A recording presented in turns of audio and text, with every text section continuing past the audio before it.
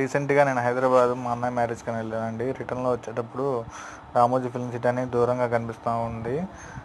Location చూసుకుంటే Ramoji film city అని వచ్చింది. నేను అయితే ఎప్పుడు లోపలికి వెళ్ళలేదండి. నెక్స్ట్ టైం వచ్చినప్పుడు రామోజీ ఫిల్మ్ సిటీలో విజిట్ చేసి మొత్తం ఫుల్ వీడియో పెడతాను మన ఛానల్లో. ఒకసారి బయట నుంచి అవుట్లుక్ తీశాను. ఆ వీడియో మీకు నచ్చిద్ది అనుకుంటున్నాను. ఇక్కడ రోజు ఫుల్ క్రౌడ్ కూడా ఉండేయండి.